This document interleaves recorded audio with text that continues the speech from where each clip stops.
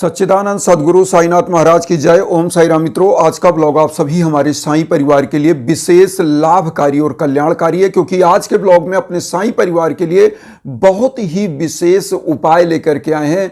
जब आपके घर परिवार में लगातार भीषणतम बाधाएं चल रही हों, कोई भी ऐसी दिक्कत जो आप जान नहीं रहे हैं और अचानक से वह क्रिएट हो जा रही है, आप कोई भी कार्य करने जा रहे हैं, कार्य अधूरा रह जा रहा है, उसकी सफल परिणति नहीं हो पा रही है, घर परिवार में शादी विवाह में दिक्कतें आ रही हैं, संतान प्राप्ति में दिक्कतें आ रही हैं, या कहीं भी आप जमीन जायदाद कुछ भी लेने जा रहे हैं उसमें लगातार दिक्कतें आ रही हैं।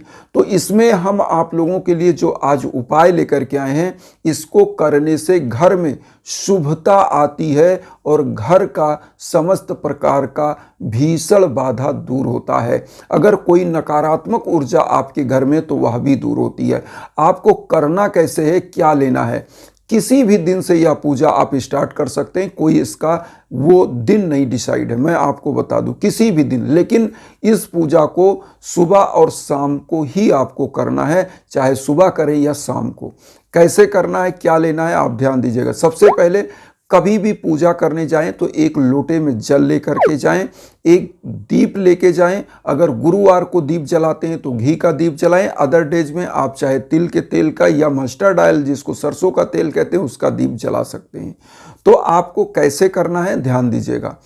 आपको एक दीप ले लेना है, एक लोटा जल ले लेना है और पुष्प ले लेना है। पीला ले लीजिए, या तो पीला पुष्प जो गेंदे का पुष्प होता है, या गुलाब का जो पुष्प होता है वो ले सकते हैं। कोई भी पुष्प जो आपको अवेलेबल हो वो पुष्प ले लीजिए। उसके बाद आपको क्या करना है, थोड़ा सा आपको लौंग लेना है। लौंग कितना ले लेना है, 5 लौंग, 5 लौंग ले लीजिए। और उसके बाद थोड़ा सा कपूर ले लीजिए। इतनी चीज़ें लेने के बाद थोड़ा सा पीला सरसों आपको लेना है, क्योंकि यह घर की समस्त प्रकार की तंत्र की बाधाओं को काटने के लिए भी होता है, नकारात्मक ऊर्जाओं को दूर करने के लिए होता है। और आपके घर परिवार में किसी प्रकार की बाधा आ रही है तो उसको दूर करने के लिए होता है। तो क्या करना है आपको, सबसे पहले आपको जो है बाबा के सम्मुख जो है जाना है, नहा धोकर स्वच्छता के साथ। और उसके बाद आपको क्या करना है, जो है वहाँ पीला आसन बिछाइए, एक छोटा सा फोटो बाबा की हो या मूर्ति हो उसको रखिए उस पर। उसके बाद पीला पुष्प अपनी मनोकामनाएं बोलते हुए बाबा को अर्पित करना है। पीला चंदन बाबा के मस्तक में लगाइए, वही चंदन स्वयं को लगाइए और वहाँ पर एक मंत्र का जप करना है। मंत्र का जप कम से कम 108 बार करिएगा। उसके बाद मैं बता रहा हूँ कौन सा मंत्र करना है। आपको करना है ओम सर्व मंगल कराय नमः, ओम सर्व मंगल कराय नमः, यह मंत्र करना है। और उसके 108 बार कम से कम ओम सर्व मंगल कराय नमः, जो स्क्रीन पर हम दे दिए हैं वो देख लीजिएगा।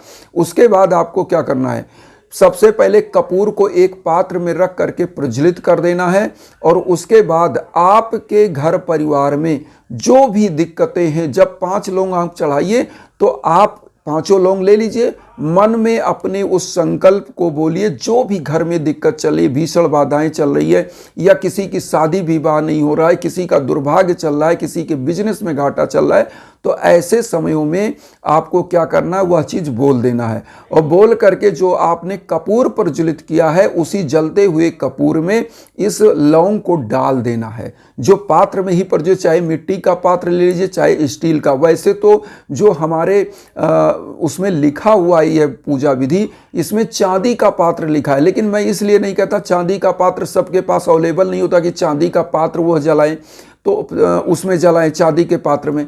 तो आपको क्या करना है कि किसी मिट्टी का पात्र या स्टील का भी पात्र आप ले सकते हैं, यह भी पवित्र होता है। उसमें कपूर प्रज्वलित करके लौंग को आप डाल दीजिए। डालने के बाद इसको प्रज्वलित कर दीजिए।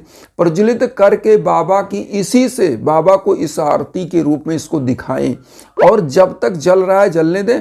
और उसके बाद आपको क्या करना है, पूरे घर में आप थोड़ा सा लोटे का जल लीजिए, लोटे का जल इस दीप के चारों तरफ गिरा लीजिए। उसके बाद पूरे घर में इस दीप को दिखा दीजिए, मतलब घर में पूरे, और पूरे घर के बाहर भी, जो दरवाजे हैं आपके घर के बाहर फ्रंट पे, दीप को अपने दरवाजे पर दिखाइए। वहाँ पर क्या होगा कि अगर कोई नकारात्मक शक्ति, बुरी बाधाएं आपके घर में इंटर कर रही हैं तो वह कभी नहीं हो पाएंगी।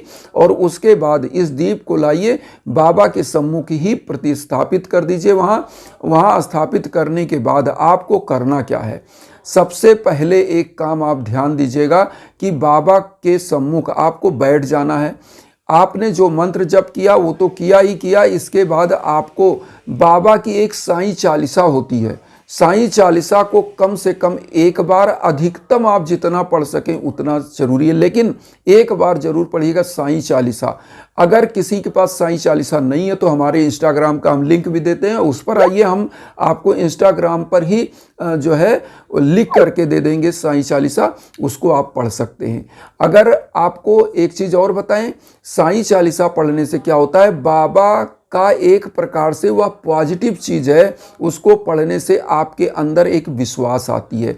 और यहाँ पर एक चीज़ और कहेंगे, साईं चालीसा पढ़ने के बाद आप क्या करिए, बाबा की आरती, आरती में साईं चालीसा तो आपने पढ़ा ही, साईं चालीसा, साईं बावनी, 11 वचन आरती, ये सब जरूर करिए, क्योंकि इससे क्या होता है, बाबा अति प्रसन्न होते हैं। बाबा के जीवन काल में ही बाबा की आरती और पूजन स्टार्ट हो चुका था, बाबा से आज्ञा लेकर के वहाँ पर लोग आरती और ये सब करते थे, तो बाबा इससे प्रसन्न होते थे। तो जब बाबा के जीवन काल से ही, जब बाबा जीवित थे तब से ये चल रहा है, तो अगर आप करते हैं तो निश्चित रूप से वह ऊर्जा आपको मिलती, क्योंकि बाबा के 11 वचन में कहा गया है, मुझे सदा जीवित ही जानो, अनुभव करो सत्य पहचानो। क्योंकि बाबा के 11 वचन में 2 लाइनें, वैसे हम पूरा 11 वचन एक बार बता दें।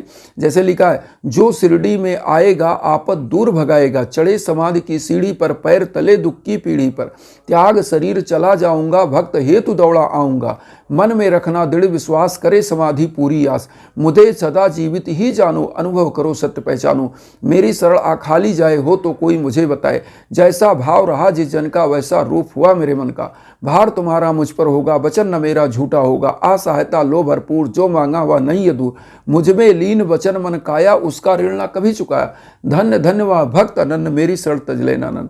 ये बाबा का 11 वचन है, और उन जातक जातिका को अवश्य करना चाहिए जिनके शादी विवाह में दिक्कत चला है, जिनको कहीं सफलताएं नहीं मिल पा रही हैं, चाहे नौकरी, बिजनेस, व्यापार में, उनको जरूर करना चाहिए। ये रामबाण है, और ये इसलिए करना चाहिए क्योंकि आपके घर की भीषण बाधा और संकट को दूर करता है। इसलिए बाबा की आरती, और जो हमने बताया, घर में अगर भीषणतम बाधाएं तो 5 लौंग और कपूर, यह चीज़ जरूर करिए, और 1 लोटे का जल पूरे घर में, घर के बाहर तक छिड़किए, और यह दीप प्रज्वलित करिए। अब आपको मैं एक चीज़ और बताऊं कि जब आपके जीवन में भीषणतम बाधाएं चल रही हों, आज ऐसे ही मैं पहले एक आपको बता दूं, न्यूज़ हमारे पास आई है। जो न्यूज़ आई है यह आई है उड़ीसा से, और एक न्यूज़ आया है हमारे पास जो आया है आसाम से। आसाम से आया है, तो आसाम से वो न्यूज़ ये थी कि 2 लोगों के यहाँ, एक जन के यहाँ संतान नहीं हो रही थी, उनके यहाँ पुत्र रत्न की प्राप्ति हुई, और एक लोगों का जो है, जो न्यूज़ आया वो आया है जो आसाम से, उनके यहाँ शादी नहीं हो रही थी बेटी की, तो उनकी बेटी की शादी बहुत ही अच्छे घर भर में हुई है। बेटी उनकी जो है वो व्यापारिक फील्ड में MBA करी हुई थी, बिजनेस उससे ट्रेड से होता है, तो उसने MBA किया हुआ था, और उसके बाद उनका शादी जो हुआ है वो बैंक में लड़का था, तो दोनों का बहुत ही अच्छा जो है कॉम्बिनेशन बना, और प्रभु की कृपा हुई, मात्र और मात्र 7 से 8 महीने पहले हवन हुआ था, तो उनका कल्याण हुआ। तो इन्हीं भावनाओं के साथ एक चीज़ और कहेंगे कि आप लोगों के भी जीवन में अगर कोई दिक्कत है, कोई भीषण बाधाएं हैं, तो आप हमारे ब्लॉग पर आइए, हमारे जो है इंस्टाग्राम पर आइए, वहाँ पर मैसेज करिए, संपर्क करिए, और आपके लिए भी यज्ञाजन हवन हो सकता है, आपका कल्याण निश्चित होगा, और आपके घर परिवार में भी इसी प्रकार से हंसी और खुशी का माहौल बनेगा। इन्हीं भावनाओं के साथ हम जुड़ते हैं, और हमारा पहला एक ही उद्देश्य है वसुधैव कुटुंबकम का, और उसी को लेकर चल रहे हैं कि हमारे सभी जो परिवार हमसे जुड़े हैं वो सदैव खुश रहें, प्रसन्न रहें, स्वस्थ रहें, मस्त रहें अपनी ज़िंदगी में। और इसीलिए हम आप लोगों को यह छोटा छोटा उपाय बताते हैं कि इससे करिए तो इससे भी पॉजिटिविटी आती है, आपके घर में शुभता आती है, पूजा पाठ में आपका मन बेहतरीन लगता है, मजबूत होता है, तो आपका कल्याण होता है। और इसीलिए यज्ञ आजन, यज्ञ हमारे धर्मों में सबसे विशेष है, क्योंकि यज्ञ सबसे परिपूर्णता को प्राप्त एक चीज ऐसे है, जैसे एक होता है कि आप टेबलेट खा रहे हो, एक होता है डायरेक्ट इंजेक्शन। तो अग्नि क्या है ना, देवताओं और मनुष्यों के बीच की माध्यम है। तो जब अग्नि में आहुति दी जाती है साकल्य की, आपके नाम और गोत्र पर मंत्र जप होने के बाद, तो वह डायरेक्ट देवताओं तक पहुंचता है और आपका कल्याण होता है।